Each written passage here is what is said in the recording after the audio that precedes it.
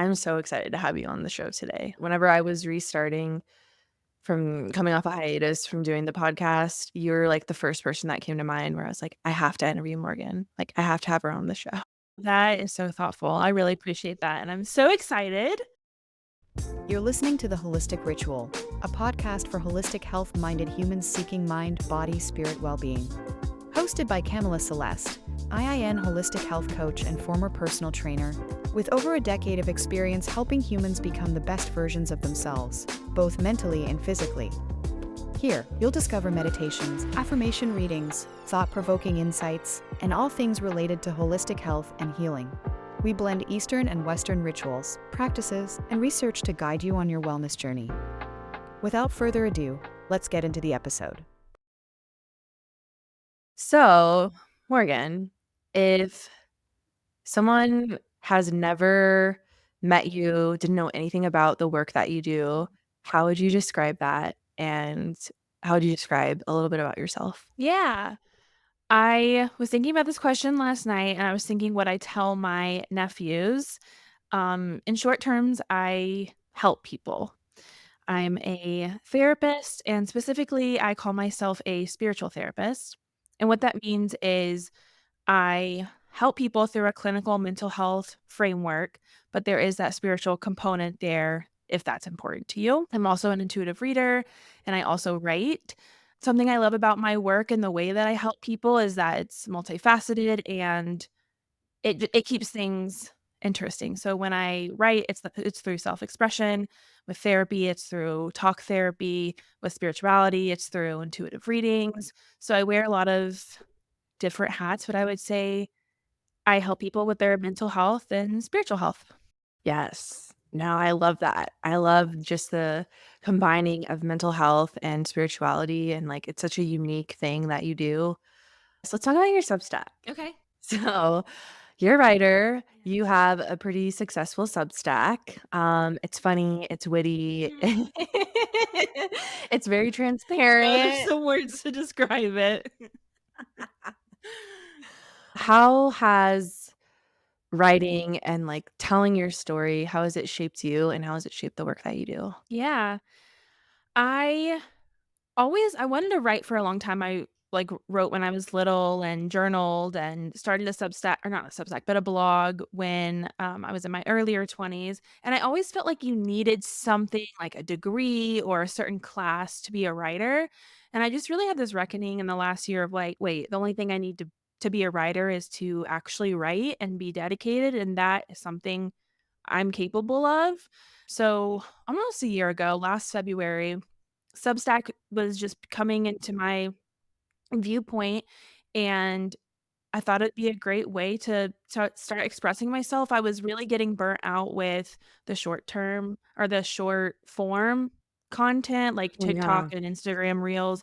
So I thought writing would be a great way to express myself and not be that like quick make a video every single day. Yeah. It's really helped me process things emotionally.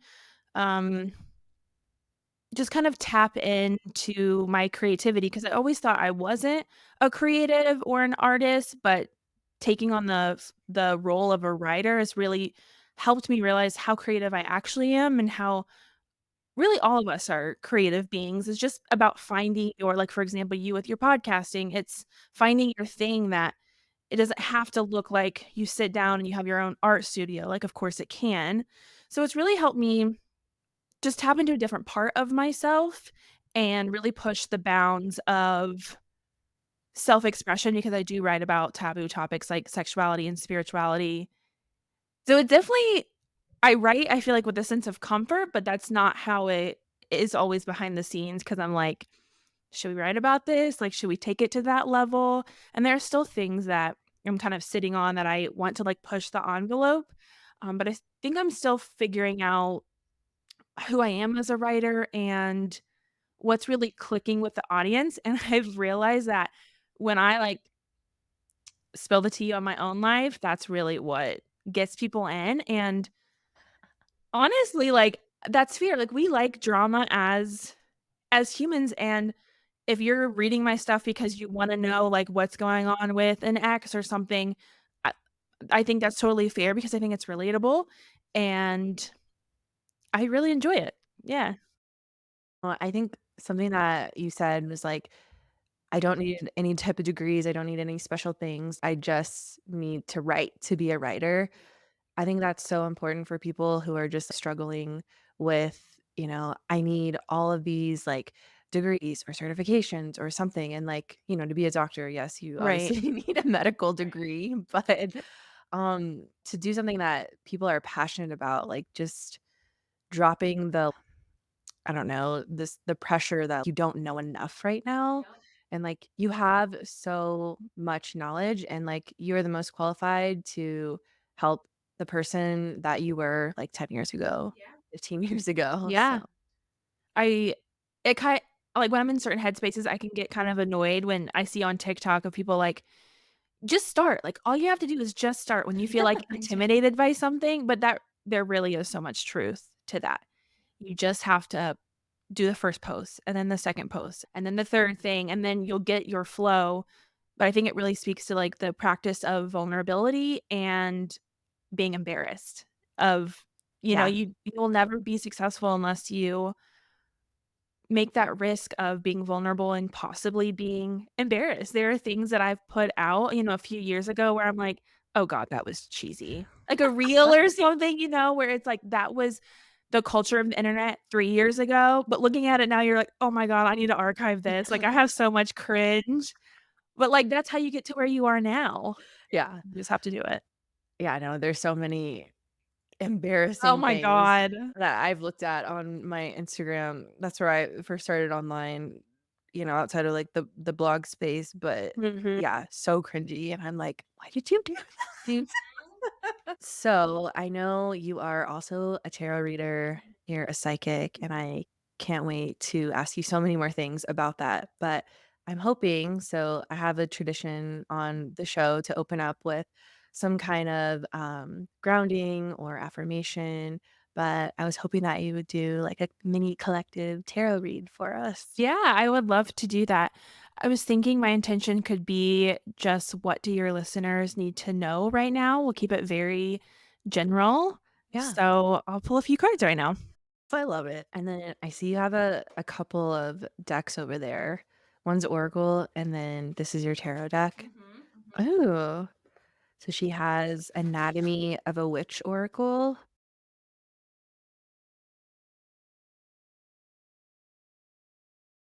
and then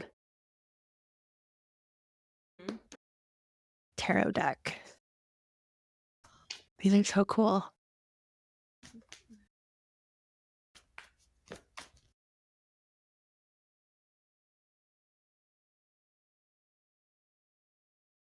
And then for those of you who are just listening, Morgan has just pulled the Four of Pentacles, then the Seven of Swords, and the last one is the Devil, which isn't always bad.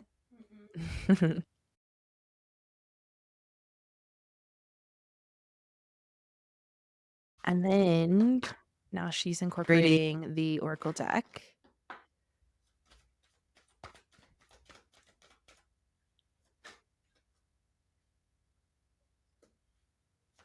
And from the Oracle deck, she pulled the Witch Braid and the Serpent. I'm so interested to hear your take on this. Okay, cool. I had to put my mic down for a second.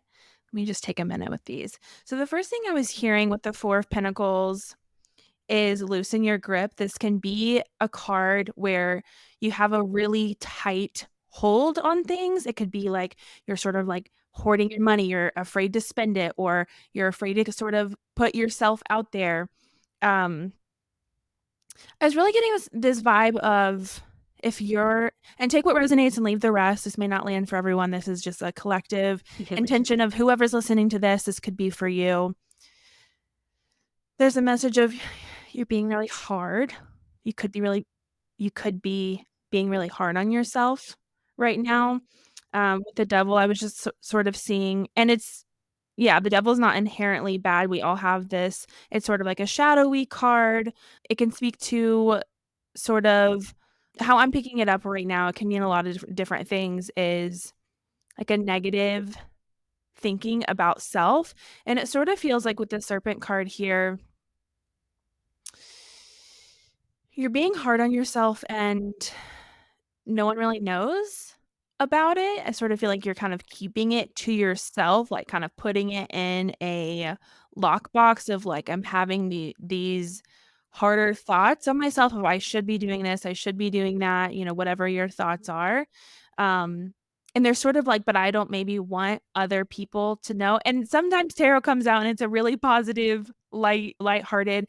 But I'm just kind of following the message here. It just feels like you need to give yourself a break if you can. I know that's easier said than done.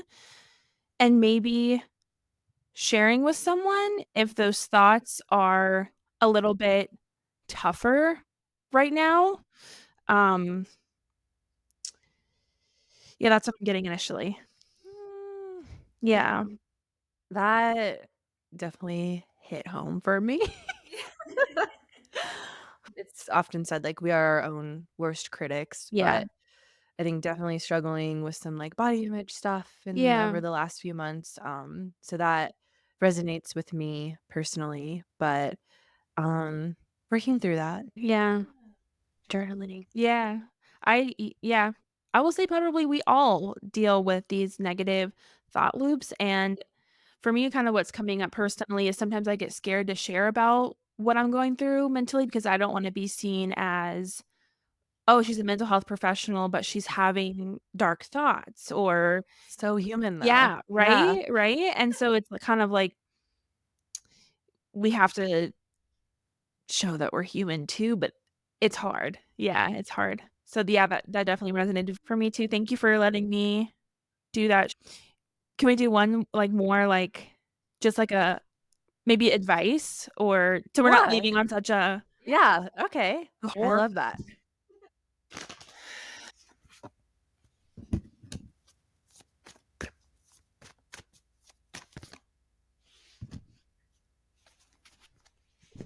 we have this is advice here. If you resonated with the first part of that message, the Chariot, Nine of Swords, and Knight of Cups. Nine of Swords also speaks to that anxiety. We're not going to get into that. I already, you can kind of feel if this is for you or not. With the Knight of Cups, I was sort of seeing this as someone in your life.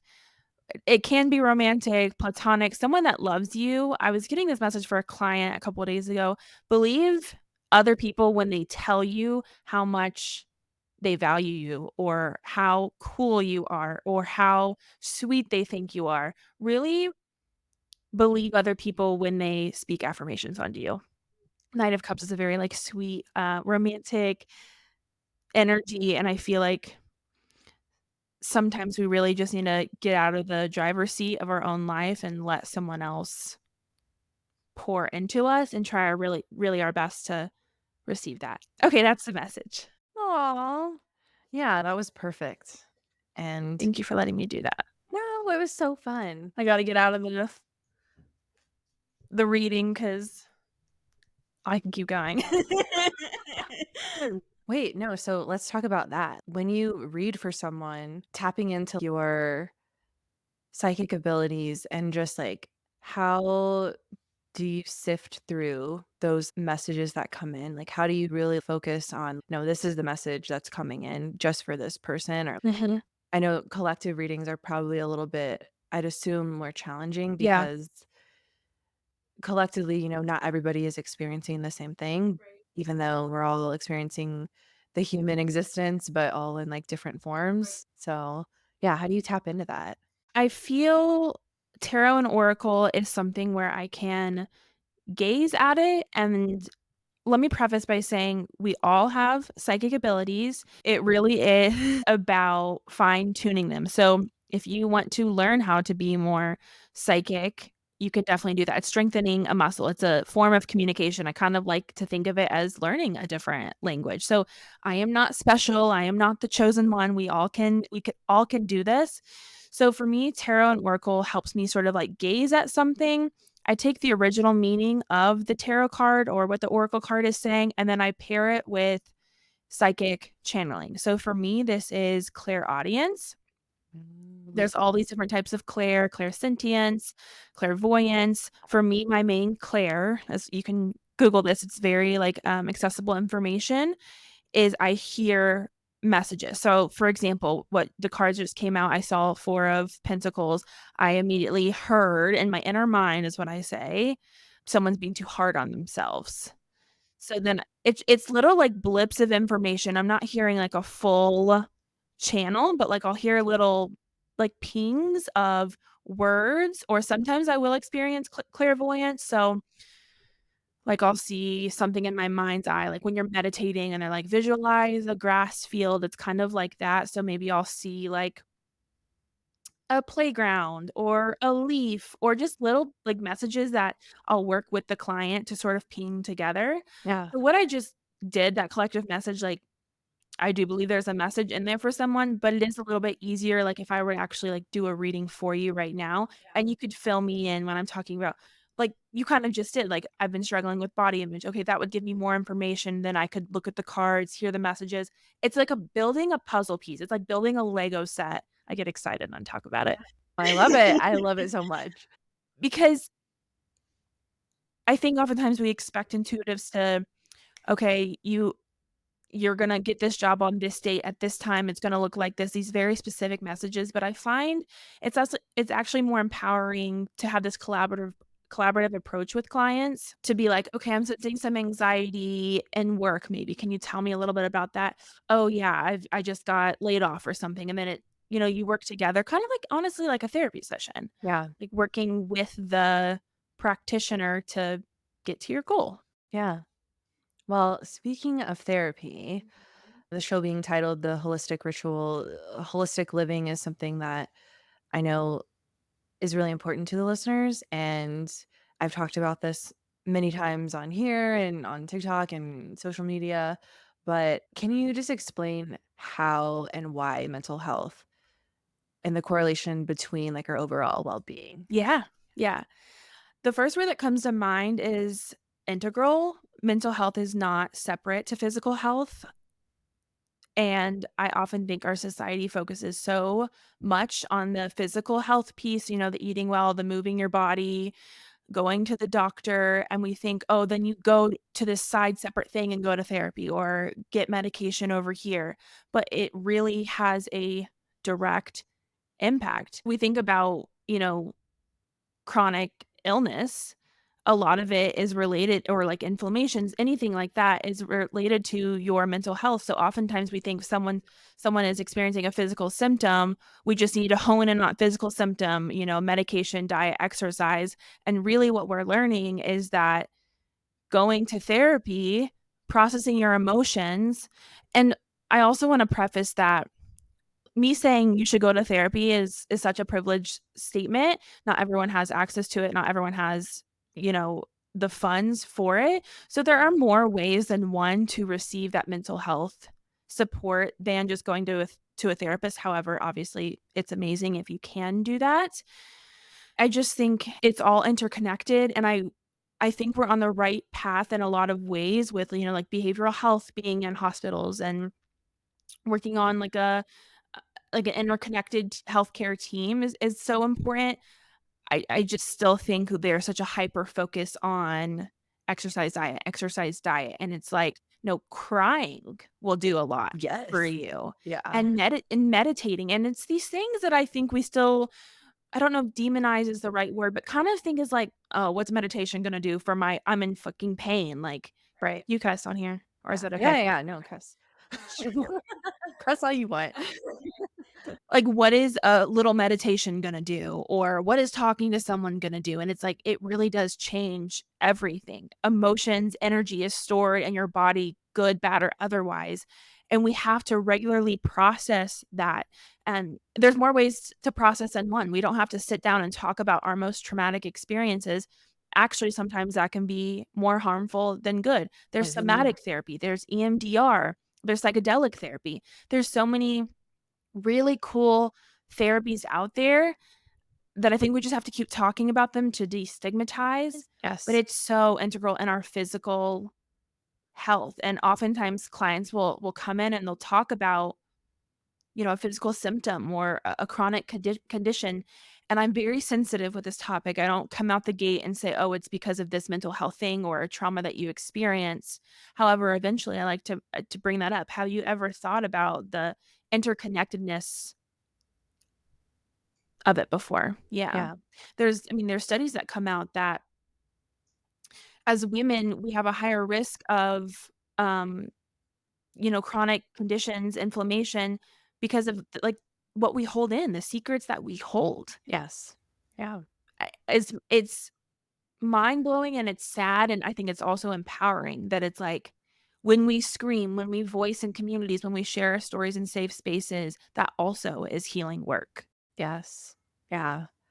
Crying is and screaming and things, I think, after holding in so many different emotions for so long can be, I think, a form of therapy. So, Absolutely. you talked about not everyone having access to be able to go to a therapist, or finances are an issue, for some people, something that is lower cost or free forms of therapeutic techniques or therapy that people can utilize and access if they don't have access to be able to go to see a therapist. Yeah, that's a great question.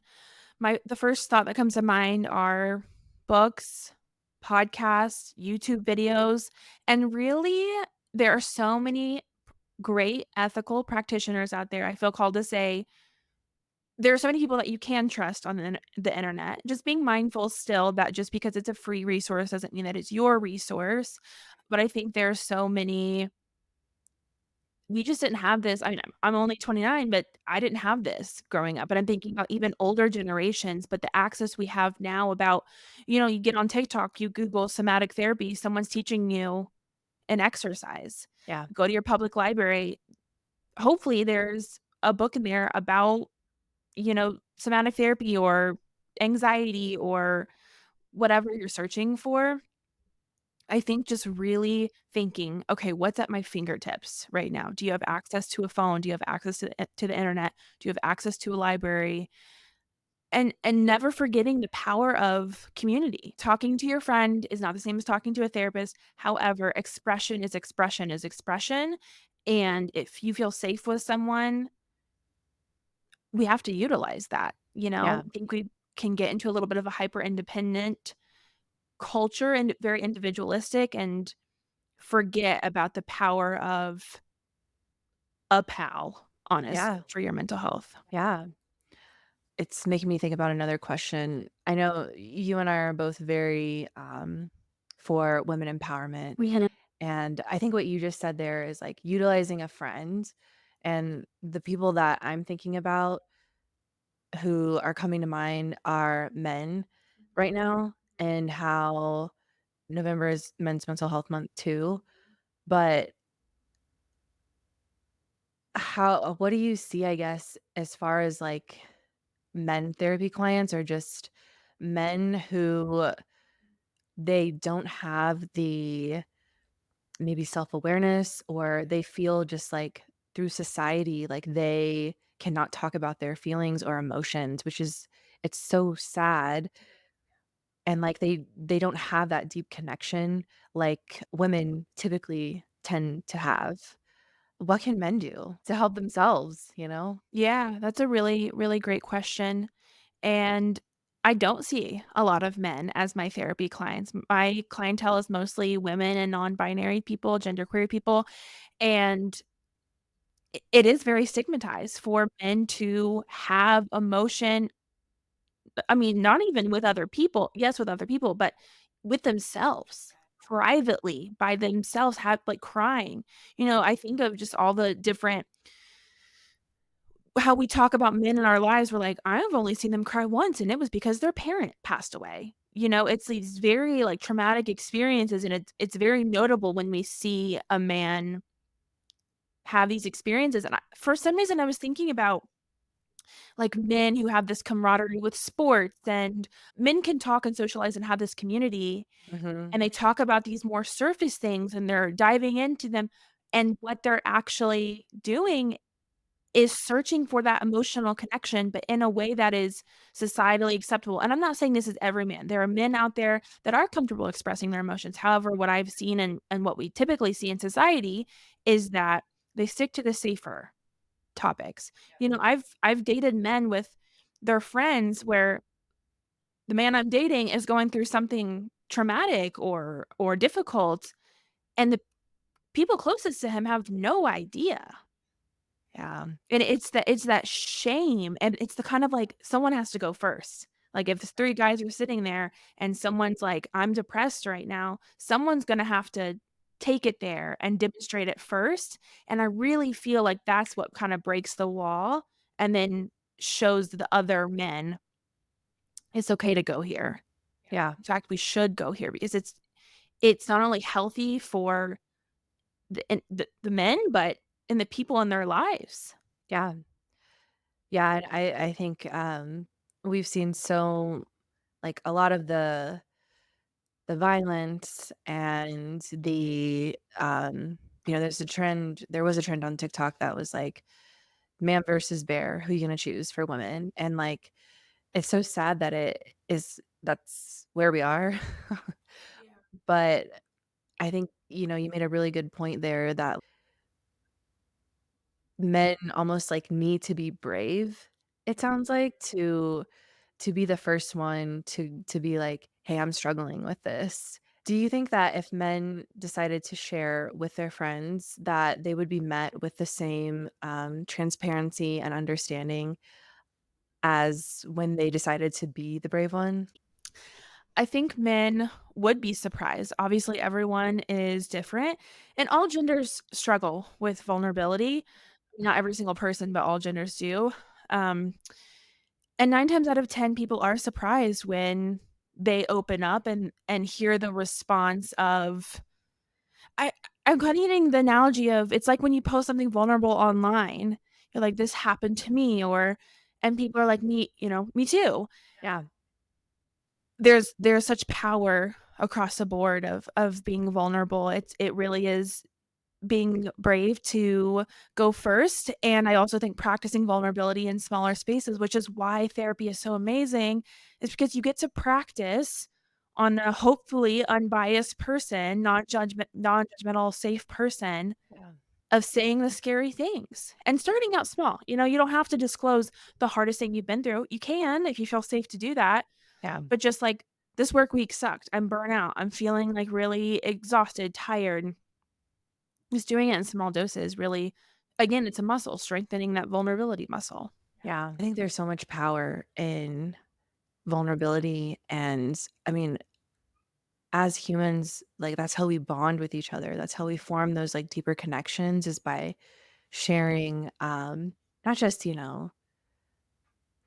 our traumas are the worst thing that's ever happened to us, but the good moments too. And I just see like there being not just with men, but just with people who they don't want to face their own emotions. Like what would you say are consequences for that? Like, keeping emotions suppressed. Yeah. Yeah, I think there's and I don't wanna, fear monger. However, there are consequences to keeping things inside. I would say your mental health suffering is one of them, addiction being present. What we resist persists, and unfortunately, there is no way out other than through with talking about, what needs to be talked about. It is also a basic need of humans to be witness. I think it's just there's a more than anything, an emotional consequence of not being seen. We think that emotional validation and having space held for us emotionally is like, again, this other need, but it is a basic level need. We think about when a parent holds their newborn, it's a necessity that they hold them, that they, activate their nervous system and let their body know, "Hey, you're safe." And there are Mhm. consequences when, a child doesn't receive that. Um, but I also feel called to say if you have been holding something inside, if you haven't been sharing, you're not doomed forever. Things like this are, I guess I wanna say, irreversible or can progress. Just because you've never shared doesn't mean you're doomed forever. You can start in small ways, but I really think the consequences, you emotionally suffer when you hold it in, and you don't want that, and I don't want that for you, no one wants that for you. Yeah. I think being seen. Yeah. There are people who don't wanna be seen, but because of, things that they've been through and experienced, and so I think you touching on that is also just a really good point. Yeah. What are some techniques that you use in therapy with clients to help them overcome, like, anxiety and stress? Mhm. Anxiety and stress specifically. I really like to take a holistic approach to that. So, looking at every area of your life, I like to talk about boundaries. I like to talk about capitalism, truly, like, how much are you giving? Where can you say no? I really take a feminist perspective of looking at the systems you're involved in, the marginalization that you're a part of, because I think I can give you all the hot tips in the world of, which are still great, I'm not counting it out, of meditation, deep breathing, somatic exercises, really focusing on your mind body connection. Yoga is great for anxiety and stress. I think it's a disservice if I don't look at the client from a holistic perspective and say, okay, what's your race? What's your gender? What's your age? What's your financial status? What's your trauma history? Because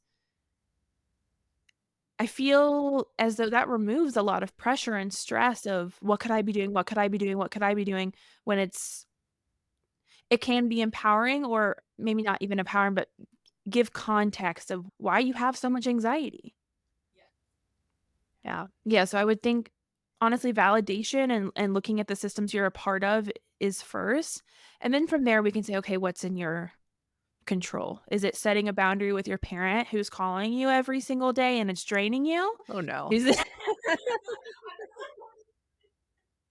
that was just an example. Not a personal Yeah, no, no, no, example, no, yeah. that was just pulled out of a hat right there.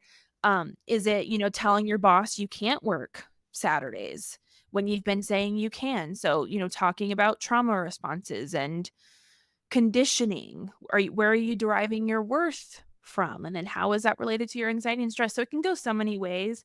To me, it really is, yeah, taking that holistic approach, seeing what's in your control.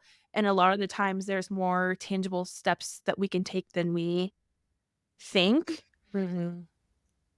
It's just about taking the first step. Yeah. I would say a large part of my following are people who potentially do struggle with anxiety and stress. I mean, I feel like in general, people to some degree, we all experience some type of stress or anxiety just at different levels.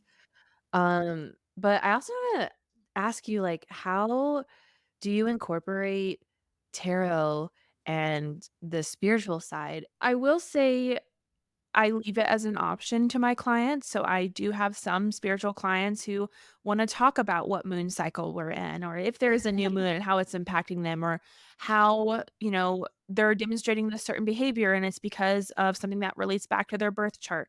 So it really is like, the spiritual component of being a spiritual therapist for me is, it's like an add-on. If you want to do strictly clinical mental health, like, you can be agnostic, like, you can be Christian, you can be anything, and we don't have to operate from a spiritual lens, and I often think that sometimes we overthink spirituality. Spirituality is how we're connected to the earth, it's how we're connected to each other, in my personal framework. So oftentimes I'm taking a spiritual approach and it's the client doesn't even, maybe wouldn't even count that as a spiritual approach. But with my clients who maybe aren't coming to the forefront and being like, I picked you out as a therapist because you're spiritual, I will do things like guided meditation. Okay, let's call in your highest self.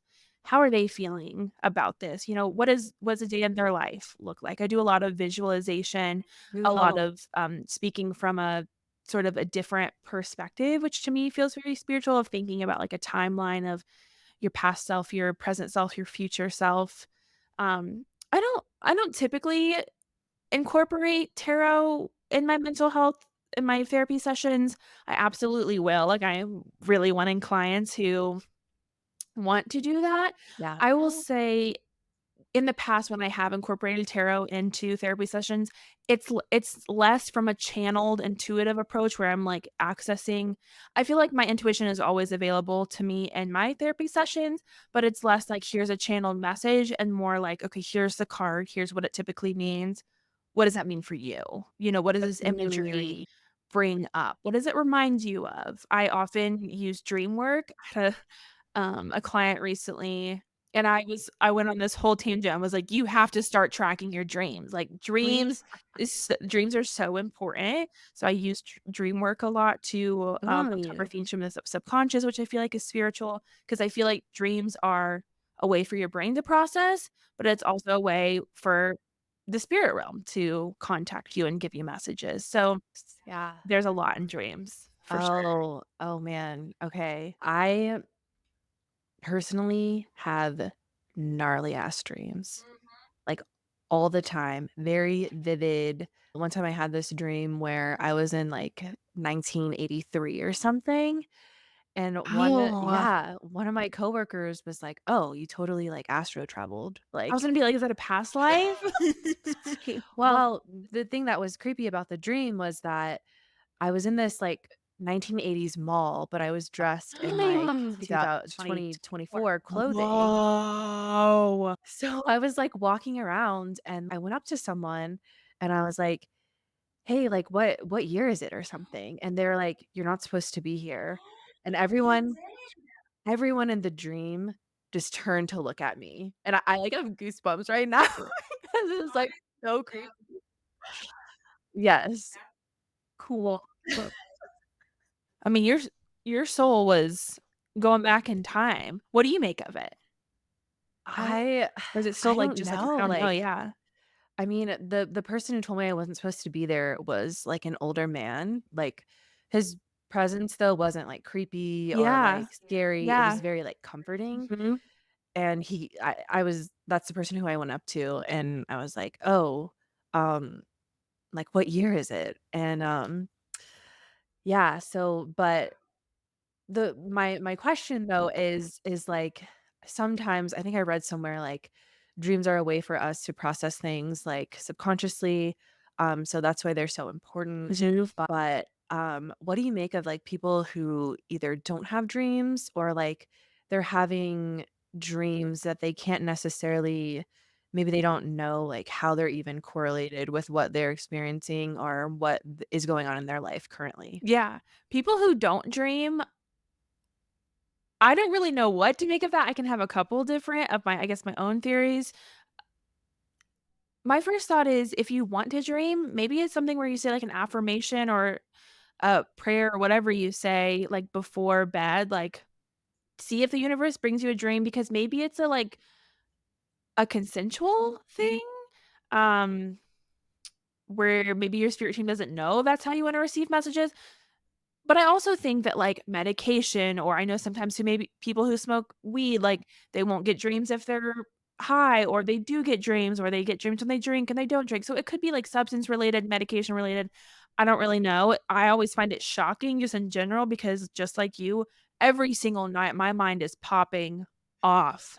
I got last night, I had a dream about 2 ex-boyfriends, a guy from my past, friends from my past, and what I do is, like, when I wake up, I immediately go to my journal. So getting to your next part of your question is, if you don't know what to make of your dreams and it's like, "Oh, that's so weird. I was like a clown in a shower, and that doesn't make sense." Just write it all down. Sometimes our brains are just literally brains and just pull something from maybe we saw on the TV or whatever. But sometimes there are coded messages that aren't so nail on the head, so I would just start writing them down. I swear to God, I will go back, like, as I'm reflecting on past relationships and stuff, and I will type someone's name in my notes app, and I will have dreams from, like, 2 years ago and be like, "Oh, that's what that was trying to tell me." They are powerful way to access our intuition.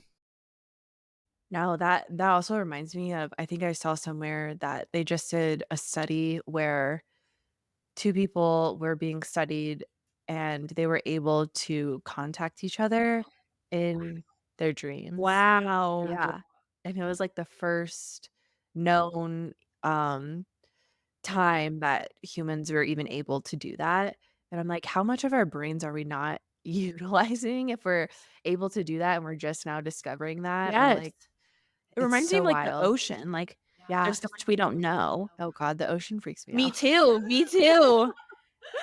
Oh And, my like, god. sleep, that's so weird. We're all, like, just going throughout the day, and then we just fall down and go to sleep, and then we go different places, our soul travels. I mean, no, it's I could do a whole 5-hour thing on this.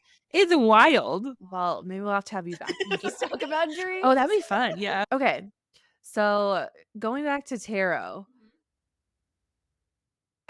what's your, like, one-liner elevator pitch for tarot for people who have no idea, like, what it is? I mean, I was raised Catholic, and I'm no longer Catholic, I'm agnostic, but there's, like, family members of mine who would be like, "Oh, tarot's, like, witchcraft," or, like, "It's the devil's cards," or something, and it's just like now, I mean, it just seems so silly to me. Hopefully, I don't offend anybody by that, but, like, it just seems like there are things beyond our understanding, and, like, there are the unseen and a power that is greater than us, whoever you wanna call that, like, God, goddess, source energy, whatever. But yeah, that's a long-winded way to ask you about tarot. I love this question. In short, it is a deck of cards. They're they only have meaning if you want to give them meaning, and as you're talking about that, the phrase that came through was, "What you go searching for, you will find." So if you want to connect with darker energies, evil forces, whatever that means, I'm sure you can find that. I don't know, I don't operate in that lane, and just because I pull out a deck of tarot cards does not mean something's jumping out. I grew up Christian, and I got the same messages. On my spiritual journey, when I started, like, in 2020, I'm just like, What's a crystal? What's astrology?" I started tarot was the last thing on my list because I would just look at those cards and be like my messaging was so strong of, "These are scary, this is bad." And, my partner at the time just bought me a deck for Christmas, and that was, like, my form of I mean, tarot really helped with my mental health, my spirituality, my deepening to my intuition. I feel as though as a trauma survivor, that was such a helpful tool to be like, "Okay, I'm feeling this thing. There's a card that means, what I'm feeling." So, it's a deck of cards. Each card has a specific meaning of what we go through as humans. One card is about love, self-love, nurturing others. Another card is about hard work, grinding, putting an effort towards something. It's things that we experience, I would say, all over the world. It's about relationships, it's about grief, it's about joy, it's about heartbreak, it's about suffering. It's all the things that we experience in card form. And what's so powerful from like purely psychological standpoint, it pulls up themes that maybe we're suppressing. So, Oh. the card 10 of cups comes out. It's a card about your deepest fulfillment, your wish fulfillment. And so when maybe you see it and you're talking about being a parent and you see this card and you're like, "Okay, I actually do wanna be a parent. That's something that would deeply satisfy me." So it's cards to connect to your body and your intuition of what you already know. The Yeah. power is not within these cards, the power is within you. It's simply an oracle. It's just like if someone uses the Bible, if someone uses journaling, if someone uses, a pendulum, it's a tool to connect with yourself, and if you want to view it as the divine as well, God, universe, source, spirit, I use all those words interchangeably, something outside of Same. you. Yeah. Yeah, also, tarot was the last thing that I incorporated, yes, on my spiritual woo-woo witchy crystal girly journey. Um, but first it was meditation and then journaling and crystals and incense. And then I started doing like new moon rituals and things like that.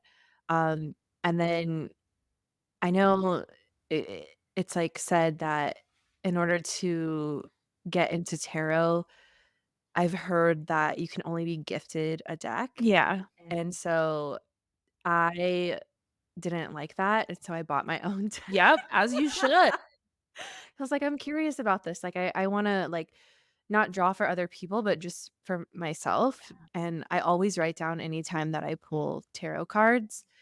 And it really is like, in my experience, reaffirming what I kind of already knew or like what I maybe thought I was on the fence about, but it's in plain language for me. That's like reassurance. Like, I don't know what you're talking about. This is what you are like, just getting that like confirmation, I guess.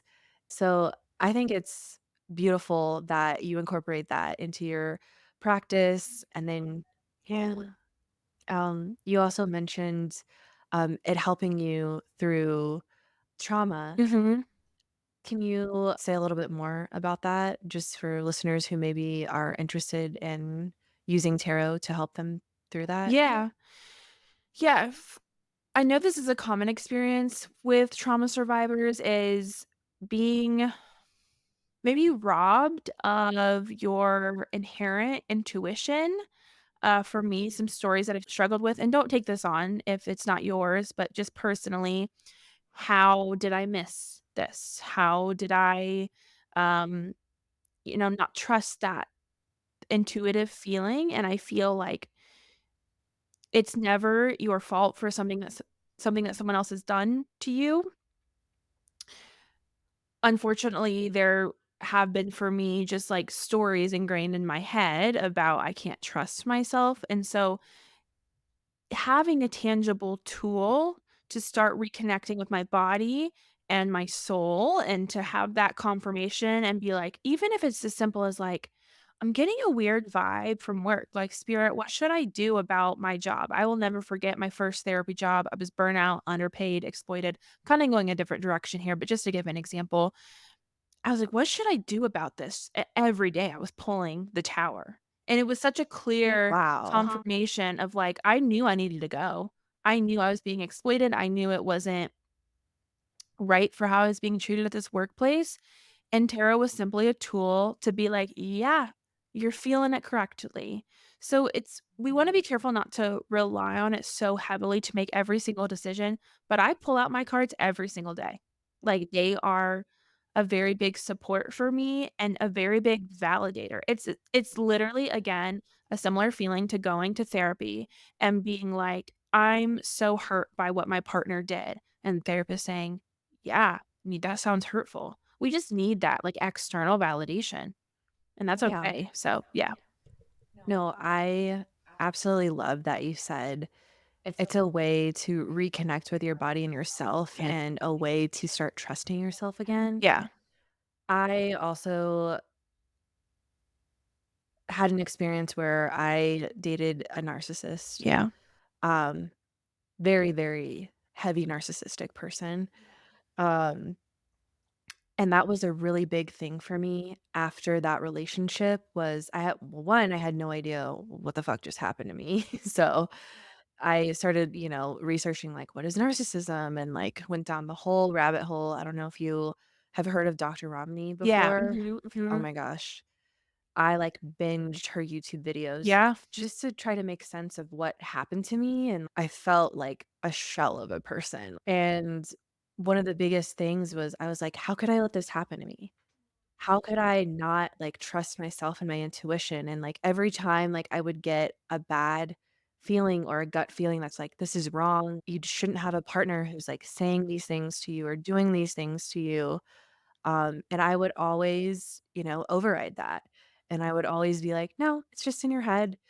And so I think having that as a tool, just maybe, like, spirituality in the sense of, like, journaling and Yeah. then later on incorporating tarot, but learning to retrust myself, I feel like that was such a huge thing, and I feel like that is a big thing for people who have experienced trauma and PTSD and things Yeah. like that. Yeah, thank you for sharing, and it is such a horrible feeling to internalize that, and sometimes it feels sort of inevitable that those stories happen, and just to be very clear, it's never the person who's abused fault. It's always the abuser's. However, it is a very common experience. I know you know this. I'm just kind of speaking to you generally to like recount what could I have done differently. I watched this really good Call Her Daddy episode this week with oh, who's the actress off of I'm so bad with actors and actresses. Of Pitch Perfect. The episode just came out. I can look actually so I can do this correctly. Yes, no, I I can picture her Yep. face. I just can't I picture literally just watched I'm so what bad her with name that. is. Not Halsey, Anna Kendrick. Yes, Yeah, yes, yes, yeah. yeah. So I watched that episode recently, and she talks about an abusive relationship, and it was so validating. I've recently come to terms that I've experienced emotional abuse, and it's like, it's so disorienting. And she says something that she says, like, maybe this sounds grim, but you can watch all the TikToks. We can talk about as women all the red flags, and you still may miss it. Like someone who wants to hurt someone is going to hurt someone. And I know that sounds dark. And the way that she said it, you'll have to watch the episode. It conveys a very big, like, we put so much responsibility on ourselves to see these things, and, okay, they bought me dinner, it was $100 on the first date, or they love bombing me, it's like we're constantly in our head and doing these loops, and I think it's important that we continue to do that, have a healthy level of vigilance, I guess, and compassion that sometimes that people do bad things and it's not our fault. Yes. Yeah. Yeah, I think that can be so challenging in the dating world, especially if you are someone who comes from a trauma background or has had PTSD, but and also just for people being single in general, transitioning into, like, relationships and stuff, for all of, the singles out there, we kinda talked about just, like, red flags and if someone wants to hurt someone, they're going to, but, um, lightening the mood a little bit. Right, right. That's kinda how I feel. What are some, like, green flags that Yeah. singles should be looking for? Yeah, I think looking at first knowing your core values is so super important. So, do you value a hard work ethic? Do you value someone who values their health? What do you value? And that gets to look different for everyone. So, I have a best friend, and one of her values is she wants someone who can stay up.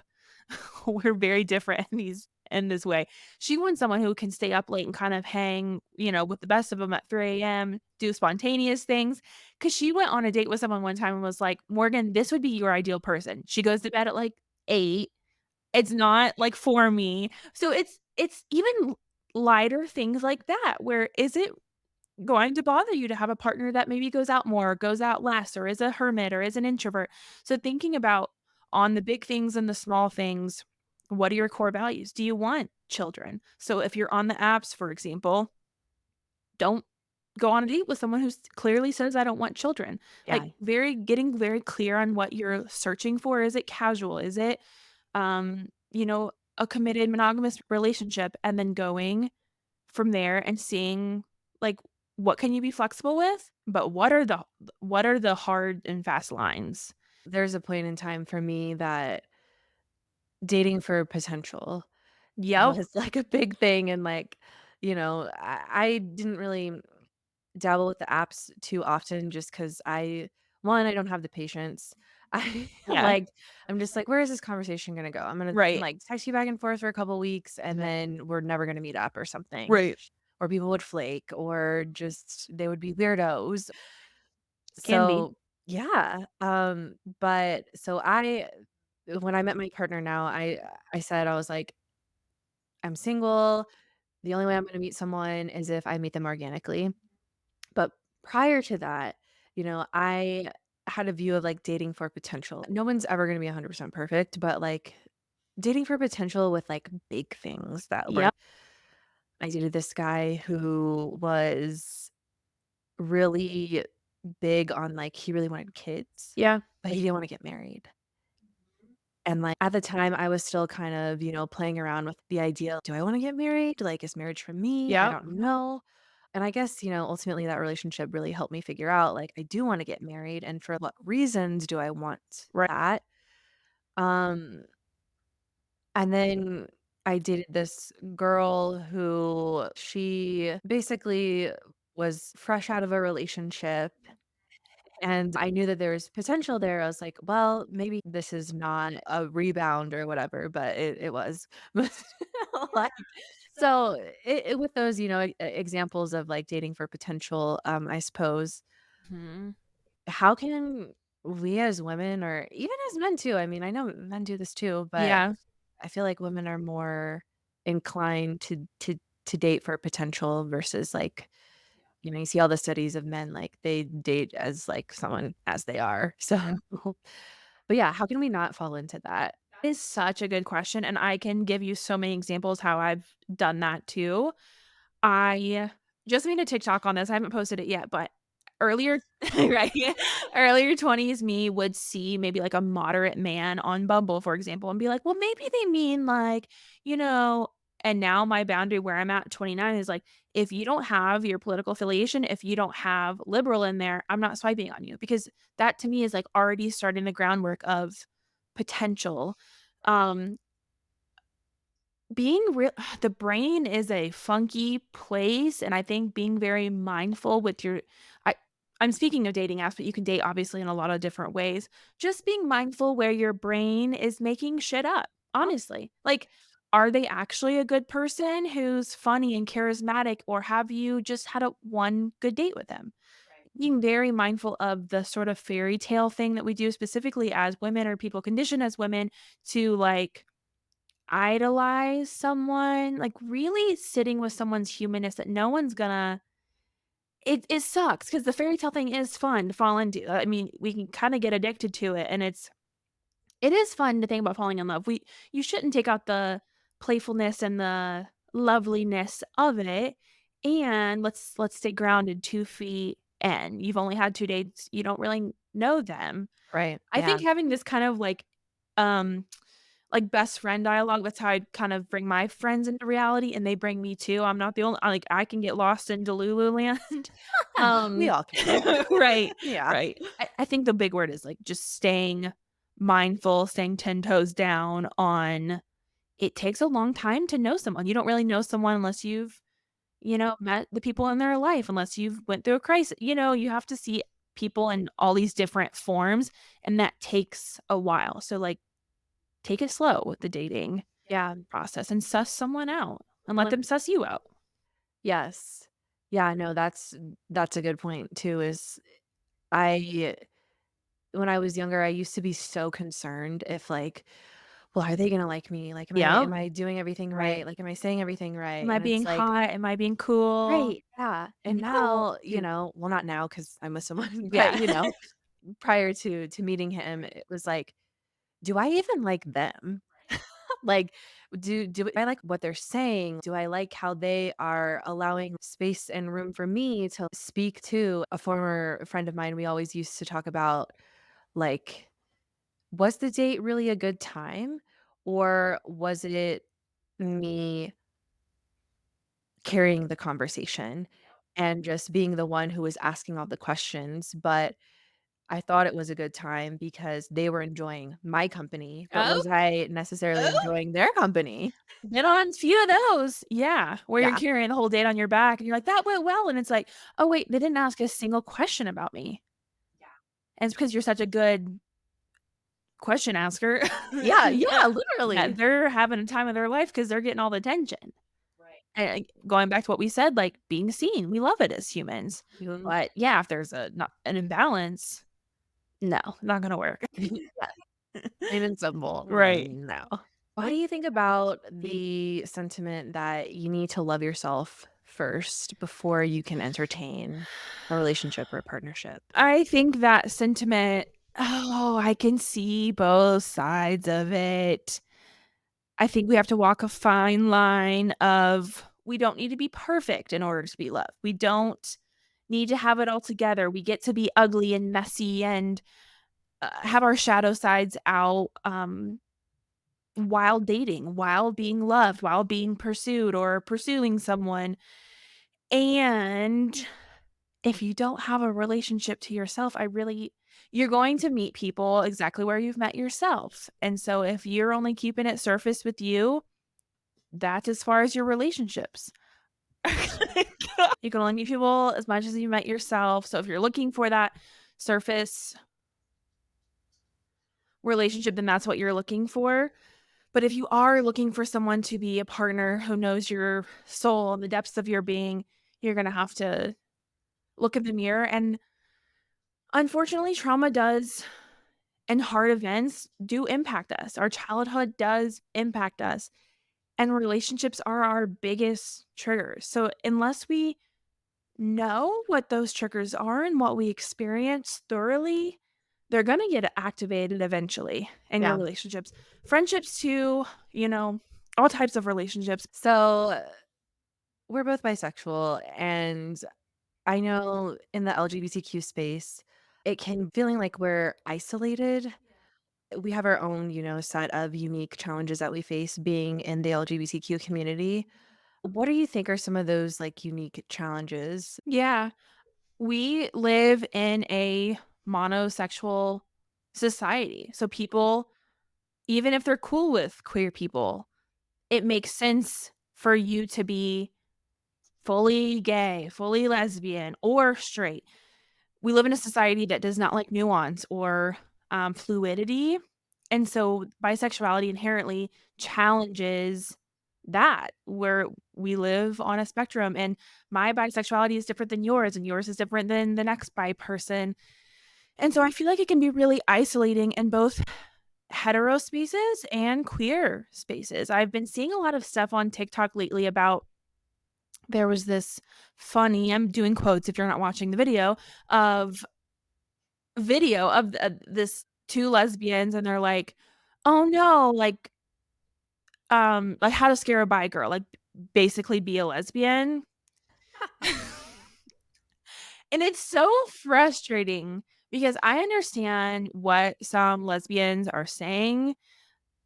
Some lesbians do get hurt from bi people, but that's an individual situation. That's not all bisexual people. That's not most of us. Yeah. I think it's really unfair to pigeonhole us that bi women specifically always wanna be with men and we just, use women. I think it's really dangerous. I think it's really hurtful.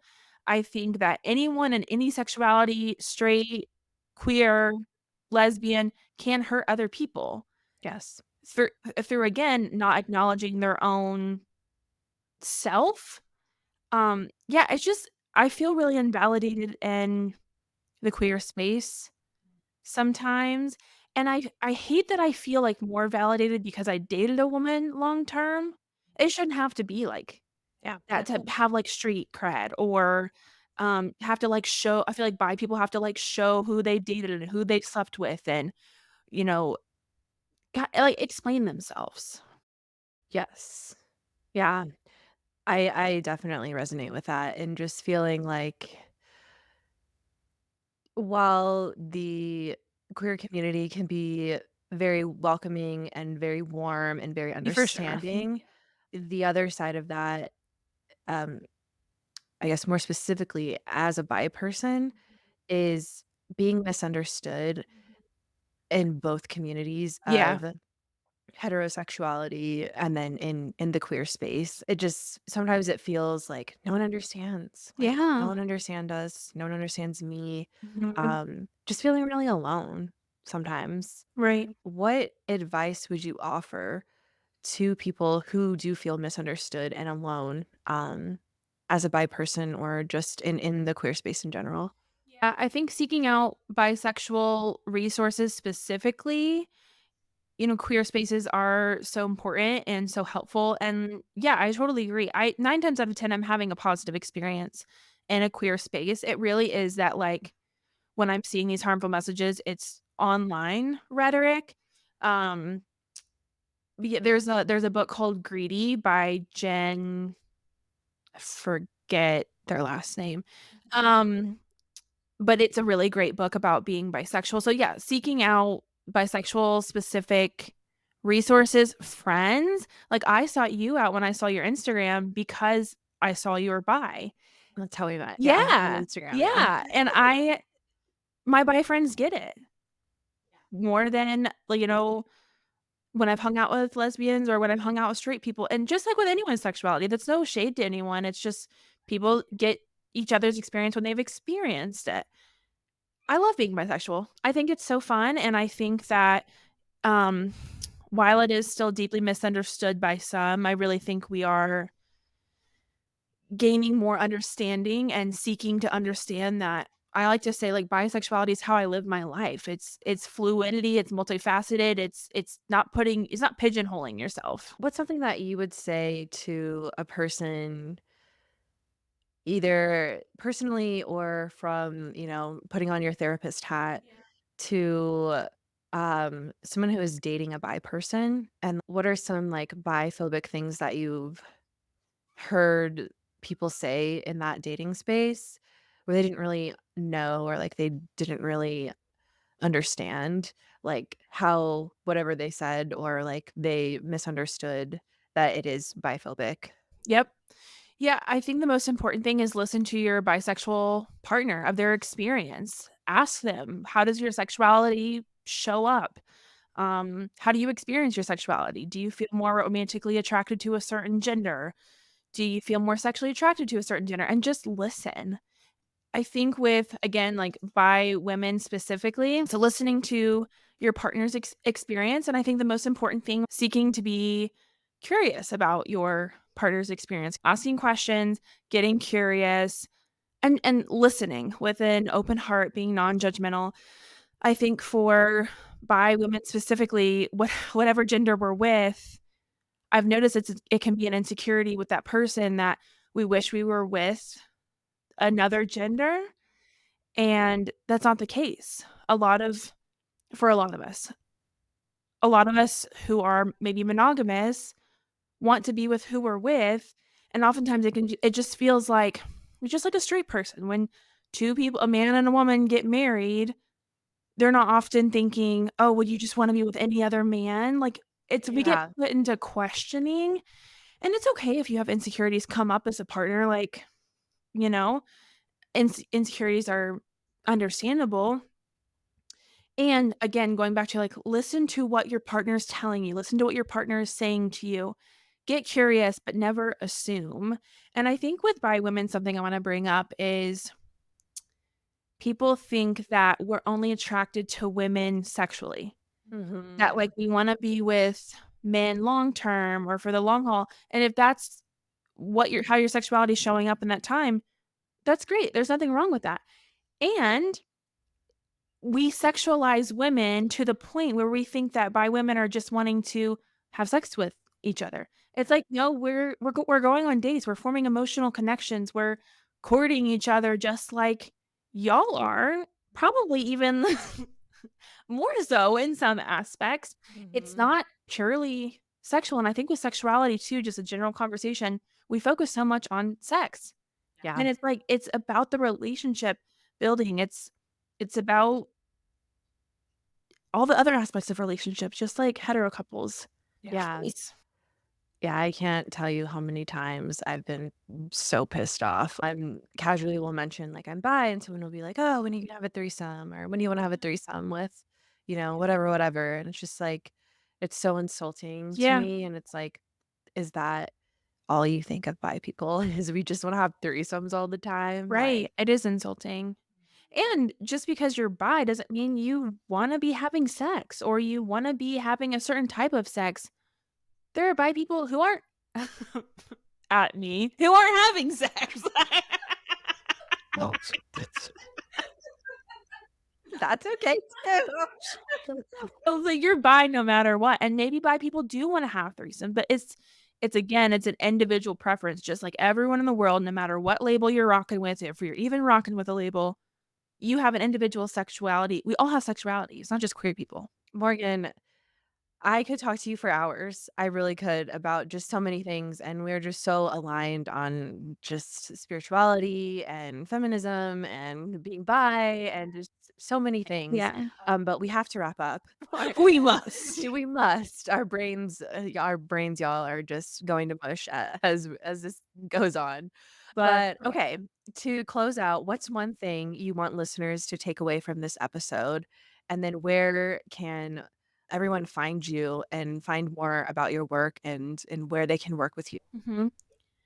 Being you is the bravest thing you can do. That's what I want you to walk away with. And you can find me, my personal Instagram. I just kind of all leave it together. It's at Morgan O'Neill, 3 L's, 1 underscore. And then to work with me, it's growingrosetherapy.org. And my Substack is the Bisexual Agenda, ironically enough. So go subscribe, please. Thank you for having me. Thank you so much for being here.